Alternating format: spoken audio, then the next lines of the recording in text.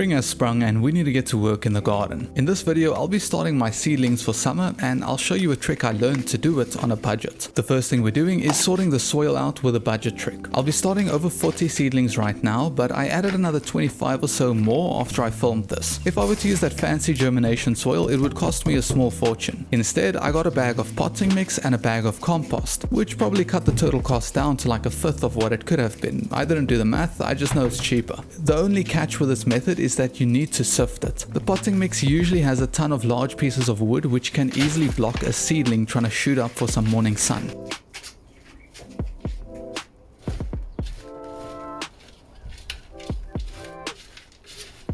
But a benefit is that you now have a good amount of chunky wood chip mulch to use around your plants in the garden.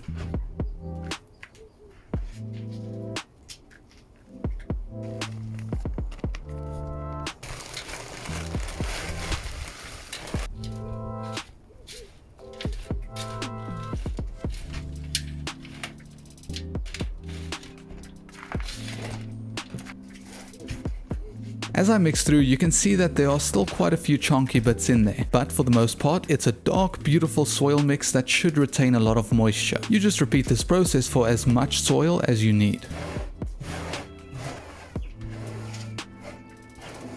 So what we want to do now is add a bit of water in there. You don't want it to be too wet, you just want it to stick together a bit to make the next process a bit easier. And remember, you can always add water, but you can't take it away, so be careful.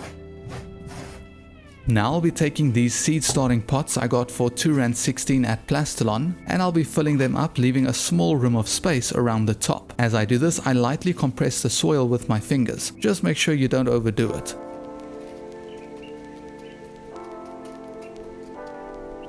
And after just a little bit of time, I was done filling the pots up. Alright, the first seeds we're sowing are marigolds and nasturtium. Marigolds are typically known to deter pests, while nasturtium acts as a trap by attracting pests like aphids to them instead of your crops. I've been guilty of slacking here in the past, so I'm not holding back this summer. In this recording, I only sowed 3 of each. Afterwards, I did a few more and directly sowed some in my garden beds as well. The flowers should attract pollinators like bees, which should help your veggies fruit better and increase your harvests. They could also attract natural pest predators like ladybugs, which eat aphids.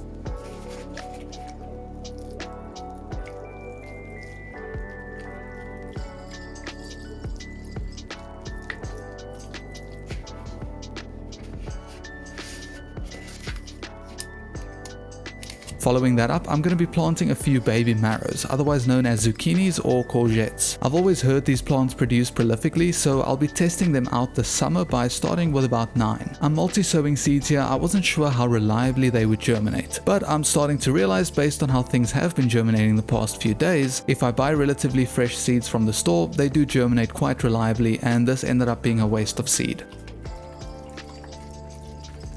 And just like that, we can move on to the next crop. I'll be attempting cucumbers for the first time in my life this season, so I'm really excited about that. Fun fact, the cucumber beetle, a pest that causes damage to your cucumbers, is attracted to a chemical called cucurbitacin. This chemical is also responsible for the bitter taste in some cucumbers. Burpless varieties like the one I have here have been bred to have lower levels of cucurbitacin, making them less attractive to those beetles. I forgot to mention earlier, you also want to water your seeds in after you've planted them. That hard seed layer on the outside needs to soften with the water so that the seed can germinate. In some cases, I've heard you could even soak something like a bean for a few hours before you plant it to speed up germination.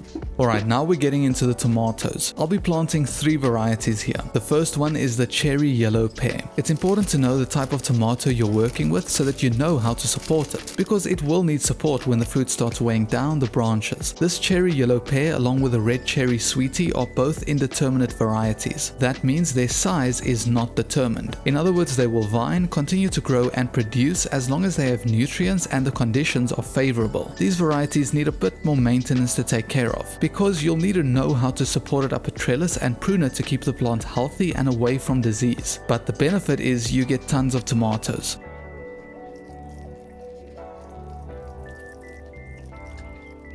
The third variety I'll be planting is this Roma VFN tomato, which we usually refer to as a jam tomato. This is a determinate variety, meaning it grows in a bush to a set size with a set amount of fruit it can produce. I like putting some sort of cage around these to support all the branches. Tying it up with a few sticks could get the job done too though, but I don't get too fussy with the pruning on these.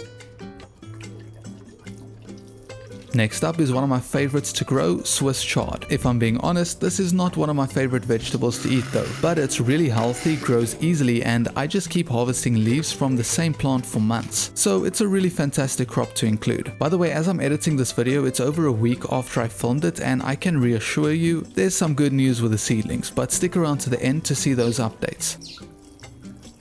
Okay, this next one I'm a bit nervous about because I tried to grow it in the past and failed miserably. It's basil. Honestly, I think I was just using old seeds back then, so I'm stoked to give it another shot. I'm not playing games with these though. These seeds are tiny and there's a lot of them, so I'm heavily multi-sowing here and doing it on different levels because I didn't check the recommended depth before I started.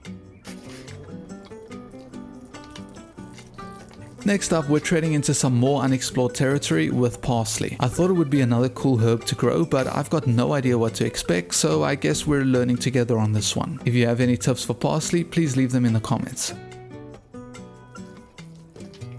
Alright, now we're sowing a seed that I like to handle a bit differently from the rest. It's bunching onion. They make those smaller bulbs at the bottom, but I believe you usually grow them for the green leaves anyway, and then the bulb is just a bonus. What I like to do here is sow a ton of seeds into the container in a somewhat spread out manner. Then once they've started growing well, I can climb in there, separate them with my fingers, and transplant them into the ground. I follow this process for normal onions at least, and their roots did not seem to mind it at all.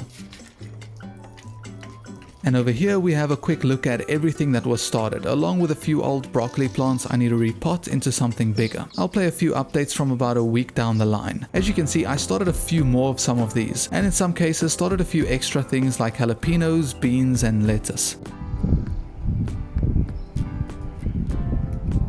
In the case where more than one seed germinates, I just cut the weakest ones off with a scissor. By the way, these baby marrows grow crazy fast. They just germinated and I can already see their roots. I also plan on direct sowing sweet corn in a decent patch and filling up open gaps in the garden with more lettuce, beetroot, radish and Swiss chard. I just showed you what I'll be planting, but if you'd like to see how I prepared the beds I'll be planting the seedlings into, make sure to watch this video next.